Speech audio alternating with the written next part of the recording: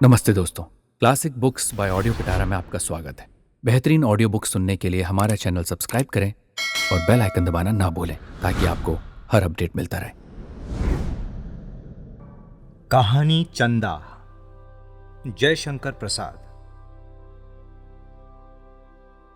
चैत्र कृष्ण अष्टमी का चंद्रमा अपना उज्जवल प्रकाश चंद्र प्रभा के निर्मल जल पर डाल रहा है। गिरी श्रेणी के तरुवर अपने रंग को छोड़कर धवलित हो रहे हैं। कल नादनी समीर के संग धीरे धीरे बह रही है। एक शिला तल पर बैठी हुई कोल कुमारी सुरीले स्वर से दर्द दिल का ही सुनाऊं प्यारे गा रही है। गीत अधूरा ही है कि अकस्मात एक कोल युवक धीर पद संचालन करता हुआ उस रमणी के सम्मुख आकर खड़ा हो गया। उसे देखते ही रमणी की हृदय तंत्री बज उठी। रमणी बाह्य स्वर भूलकर आंतरिक स्वर से सुमधुर संगीत गाने लगी और उठकर खड़ी हो गई। प्रणय के वेग को सहन न करके वर्षावारी पूरिता स्रोत स्वनी के समान कोल कुमार के कंधकूल से रमणी ने आलिंगन किया। दोनों उसी शिला पर बैठ गए और निर्निमेष सजल नेत्रों से परस्पर अवलोकन करने लगे। युवती ने कहा, तुम कैसे आए? जैसे तुमने बुलाया। हमने तुम्हें कब बुलाया और क्यों बुलाया? गाकर बुलाया और दर्द सुनाने के लिए बुलाया। अब कैसे क्या करूं? पिता ने तो उसी से विवाह करने का निश्चय किया। तो जो कहो मैं करने के लिए प्रस्तुत हूं। बस यही शरण है। तो हमारे लिए कौन दूसरा स्थान है? मैं तो प्रस्तुत हूं। हम तुम्हारे पहले। तो चलो चलो। दोनों हाथ में हाथ मिलाकर पहाड़ी से उतरने लगे। दोनों उतरकर चंद्र प्रभा के तट पर आए और एक शिला पर खड़े हो गए। तब युवती ने कहा, अब विदा। किससे? मैं तो तुम्हारे साथ जब तक सृष्टि रहेगी तब तक रहूंगा। इतने ही में शाल वृक्ष के नीचे एक छाया दिखाई पड़ी और वो इन्हीं दोनों की ओर आती हुई दिखाई देने लगी। दोनों ने चकित होकर देखा कि एक कोल खड़ा है। उसने गंभीर स्वर से युवती से पूछा, चंदा, तो यहां क्यों आई? तुम पूछने वाले कौन हो? मैं तुम्हारा भावी पति रामू हूं। मैं तुमसे ब्याह नहीं करूंगी। फिर किससे तुम्हारा ब्याह होगा? युवती ने पहले आए हुए युवक की ओर इंगित करते हुए कहा, इन्हीं से। आगंतुक युवक से अब सहा न गया। घूमकर उसने पूछा, क्यों हीरा, तुम ब्याह करोगे? तो इसमें तुम्हारा क्या तात्पर्य है? तुम्हें इससे अलग हो जाना चाहिए। क्यों? तुम कौन होते हो? हमारा इससे संबंध पक्का हो चुका है। पर जिससे संबंध होने वाला है वो सहमत ना हो तब? क्यों चंदा, क्या कहती हो? मैं तुमसे ब्याह ना करूंगी। तो हीरा से भी तुम ब्याह नहीं कर सकती। क्यों? अब हमारा तुम्हारा फैसला हो जाना चाहिए, क्योंकि एक मयान में दो तलवारें नहीं रह सकती। इतना कहकर हीरा के ऊपर झपटकर उसने अचानक छुरे से वार कर दिया। हीरा यद्यपि सचेत हो रहा था, पर उसको संभलने में विलंब हुआ। इससे घाव लग गया और वो वक्ष थामकर बैठ गया। इतने में चंदा जोर से क्रंदन कर उठी। साथ ही एक वृद्ध भील आता हुआ दिखाई पड़ा। युवती मुंह ढांप कर रो रही है और युवक रक्ताक्त छुरा लिए घृणा की दृष्टि से खड़े हुए हीरा की ओर देख रहा है। विमल चंद्रिका के चित्र की तरह वो दिखाई दे रहे हैं। वृद्ध को जब चंदा ने देखा तो और वेग से रोने लगी। उस दृश्य को देखते ही वृद्ध कोलपति सब बात समझ गया। और रामू के समीप जाकर छुरा उसके हाथ से ले लिया और आज्ञा के स्वर में कहा, तुम दोनों हीरा को उठाकर नदी के समीप ले चलो। इतना कहकर वृद्ध उन सबों के साथ आकर नदी तट पर जल के समीप खड़ा हो गया।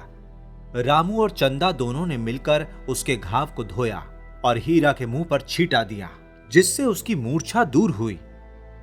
तब वृद्ध ने सब बातें हीरा से पूछी। पूछ लेने पर रामू से कहा, क्यों, ये सब ठीक है? हाँ, सब सत्य है। तो तुम अब चंदा के योग्य नहीं हो, और ये छुरा भी जिसे हमने तुम्हें दिया था तुम्हारे योग्य नहीं है। तुम शीघ्र ही हमारे जंगल से चले जाओ, नहीं तो तुम्हारा हाल महाराज से कह देंगे, और उसका क्या परिणाम होगा सो तुम स्वयं समझ सकते हो। बेटा, तुम्हारा घाव शीघ्र अच्छा हो जाएगा, घबराना नहीं, चंदा तुम्हारी ही होगी।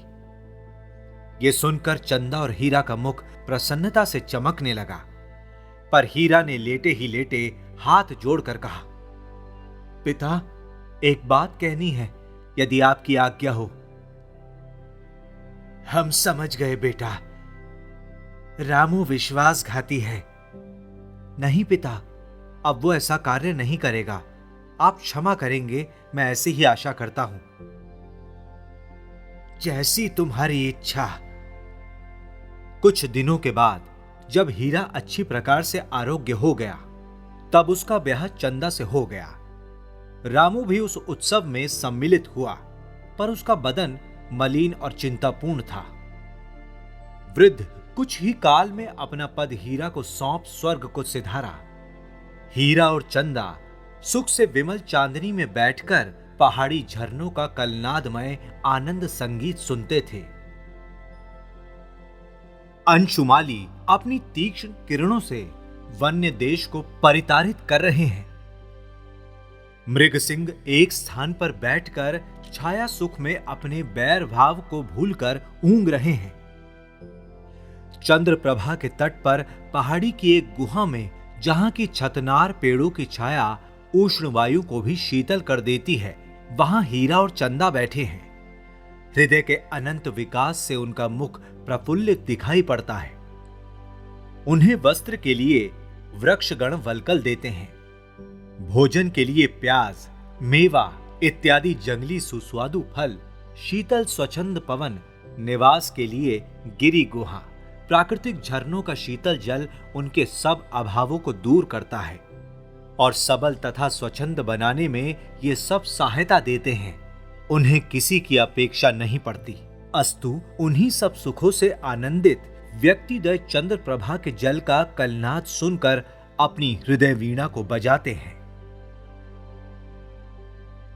चंदा हीरा से कहती है, प्रिय, आज उदासीन क्यों हो? नहीं तो मैं ये सोच रहा हूं कि इस वन में राजा आने वाले हैं। हम लोग यद्यपि अधीन नहीं हैं, तो भी उन्हें शिकार खिलाया जाता है और इसमें हम लोगों की कुछ हानि भी नहीं है। उसके प्रतिकार में हम लोगों को कुछ मिलता है, पर आजकल इस वन में जानवर दिखाई नहीं पड़ते। इसीलिए सोचता हूं कि कोई शेर या छोटा चीता भी मिल जाता तो कार्य हो जाता। खोज किया था? हां, आदमी तो गया है। इतने में कोल दौड़ता हुआ आया और कहा, राजा आ गए हैं और तहखाने में बैठे हैं। एक तेंदुआ भी दिखाई दिया है। हीरा का मुख प्रसन्नता से चमकने लगा। वो अपना कुल्हाड़ा संभालकर उस आगंतुक के साथ वहां पहुंचा जहां शिकार का आयोजन हो चुका था। राजा साहब झंझरी से बंदूक की नाल रखे हुए ताक रहे हैं। एक ओर से बाजा बज उठा। एक चीता भागता हुआ सामने से निकला। राजा साहब ने उस पर वार किया। गोली लगी, पर चमड़े को छेदती हुई पार हो गई। इससे वो जानवर भागकर निकल गया। अब तो राजा साहब बहुत ही दुखित हुए। हीरा को बुलाकर कहा, क्यों जी, ये जानवर नहीं मिलेगा?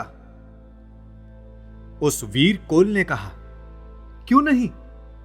इतना कहकर वो उसी ओर चला झाड़ी में जहां वो चीता घाव से व्याकुल बैठा था, वहां पहुंचकर उसने देखना आरंभ किया। क्रोध से भरा हुआ चीता उस कोल युवक को देखते ही झपटा। युवक असावधानी के कारण वार न कर सका, पर दोनों हाथों से उस भयानक जंतु की गर्दन को पकड़ लिया और उसने भी इसके कंधे पर अपने दोनों पंजों को जमा दिया। दोनों में बल प्रयोग होने लगा। थोड़ी देर में दोनों जमीन पर लेट गए। यह बात राजा साहब को विदित हुई। उन्होंने उसकी मदद के लिए कोलों को जाने की आज्ञा दी। रामू उस अवसर पर था। उसने सबके पहले जाने के लिए पैर बढ़ाया और चला। वहां जब पहुंचा तो उस दृश्य को देखकर घबरा गया और हीरा से कहा, हाथ ढीला कर, जब ये छोड़ने लगे तब गोली मारूं, नहीं तो संभव है कि तुम्ही को लग जाए। नहीं नहीं, तुम गोली मारो। अरे तुम छोड़ो तो मैं वार करूं। नहीं, यह अच्छा नहीं होगा। तुम उसे छोड़ो, मैं अभी मारता हूं। नहीं, तुम वार करो। वार करने से संभव है कि उछले और तुम्हारे हाथ छूट जाएं, तो तुमको ये तोड़ डालेगा। नहीं, तुम मार लो, मेरा हाथ ढीला हुआ जाता है। तुम हट करते हो, मानते नहीं। इतने में हीरा का हाथ कुछ बातचीत करते करते ढीला पड़ा। वो चीता उछलकर हीरा की कमर को पकड़कर तोड़ने लगा। रामू खड़ा होकर देख रहा है और पैशाचिक आकृति उस घृणित पशु के मुख पर लक्षित हो रही है और वो हंस रहा है। हीरा टूटी हुई सांस से कहने लगा, अब भी मार ले। रामू ने कहा, अब तू मर ले, तब वो भी मारा जाएगा। तूने हमारा हृदय निकाल लिया है, तूने हमारा घोर अपमान किया है, उसी का प्रतिफल है, इसे भोग। हीरा को चीता खाए डालता है, पर उसने कहा, नीच, तू जानता है कि चंदा अब तेरी होगी। कभी नहीं, तू नीच है, इस चीते से भी भयंकर जानवर है। रामू ने पैशाचिक हंसी हंसकर कहा, चंदा अब तेरी तो नहीं है, अब वो चाहे जिसकी हो। हीरा ने टूटी हुई आवाज से कहा, तुझे इस विश्वासघात का फल शीघ्र मिलेगा और चंदा फिर हमसे मिलेगी। चंदा, प्यारी चंदा।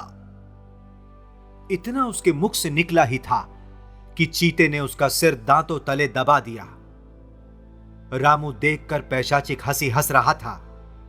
हीरा के समाप्त हो जाने पर रामू लौट आया और झूठी बातें बनाकर राजा से कहा कि उसको हमारे जाने के पहले ही चीते ने मार दिया। राजा बहुत दुखी हुए और जंगल की सरदारी रामू को मिली।